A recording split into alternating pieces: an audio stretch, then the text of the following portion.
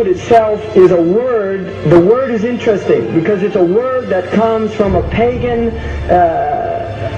Hollywood is the holy wood, and it was the wood that the magical wands were made out of in the pagan sorcery, magic. And these wands were believed that the sorcerers that possessed them could put people into trances and control them. This is part of, this is symbolic, but it's also important to understand that part of what Hollywood literally does is it puts people into trances. It's a dream state. They call it the dream machine in the United States.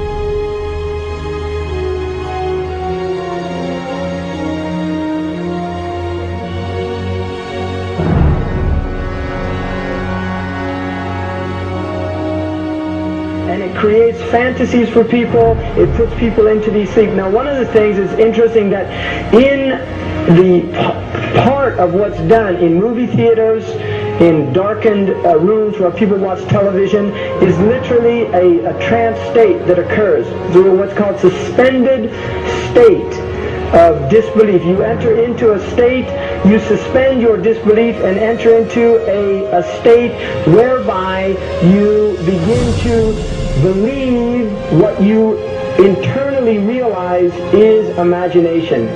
It's falsehood. Films are magic. It's just magic. You go and you watch these things and people get caught up in them. People cry during films. All this catharsis that takes place in these things.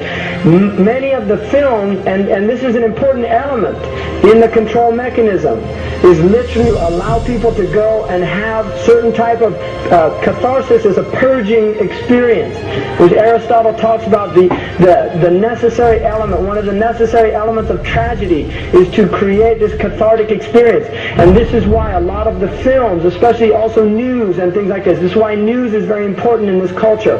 Everybody watches the news, they have this tragic, cathartic experience of watching the tragedies of others and then feeling safe and complacent in their own experience of this suspended state of illusory well-being. So these are very intricate and sophisticated methods. Now I think it's dangerous, although there are elements, there's concerted efforts that take place, there's also a lot of people that have similar worldviews that aren't necessarily working together in concerted efforts.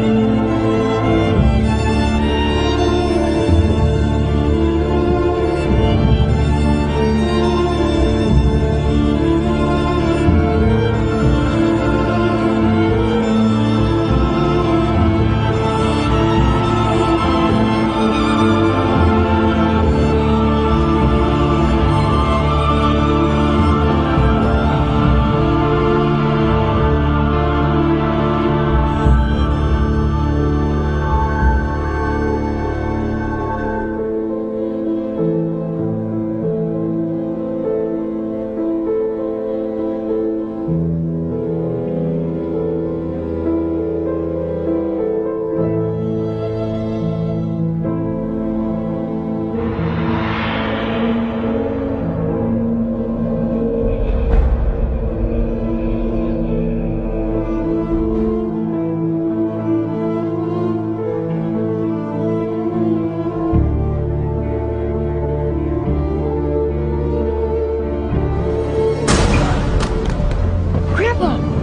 not supposed to be up here, looking at that.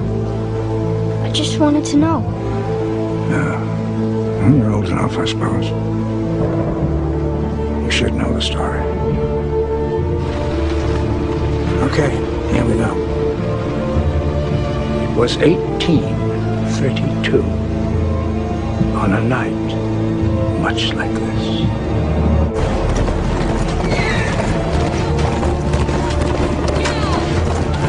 Charles Carroll was the last surviving signer of the Declaration of Independence. He was also a member of a secret society known as the Masons, and he knew he was dying.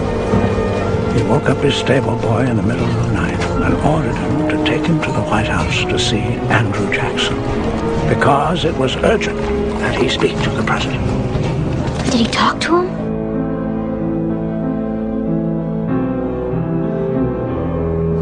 No, he never got the chance. The president wasn't there that night. But Charles Carroll had a secret. So he took into his confidence the one person he could. My grandfather's grandfather, Thomas Gates. What was the secret? A treasure. A treasure beyond all imagining.